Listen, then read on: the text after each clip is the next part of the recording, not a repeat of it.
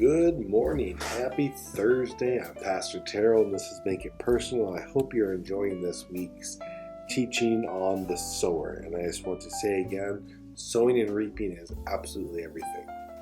If you want something, give something. That's what it comes down to.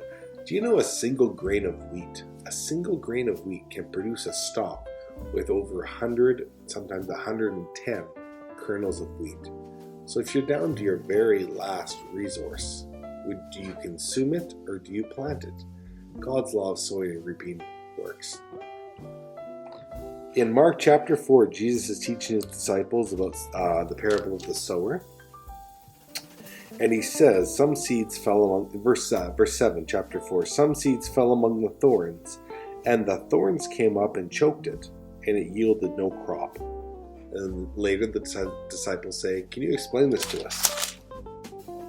And in verse 18, Jesus says, the ones whom seed was sown among the thorns, these are the ones who hear the word, but the worries of the world, the deceitfulness of riches, and the desires for other things enter in and choke the word, and it becomes unfruitful. There's a reason Jesus talks so much about money and possessions, because it's a contender for your heart's focus. But another thing that's important here is it just says the desires for other things. And I can tell you from a pastor's point of view, and I'm sure those of you who share the word with other people know this to be true, everyone has an idea in their head of who God is.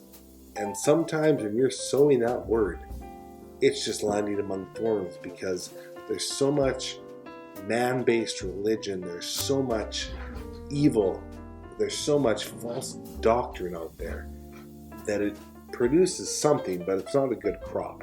It's a thorn. It's weeds. And when good word is sown among those, it doesn't produce any fruit, which is why weeds have to be plucked. Thorns have to be burned down. Do some weeding in your garden. Do you have a garden full of thorns or a garden full of good soil? It's very, very, very hard to receive good word that contradicts false doctrine. Your false doctrine needs to be gutted, taken out, so that there's room for seed to fall on good, healthy, fertile soil. Amen? God bless.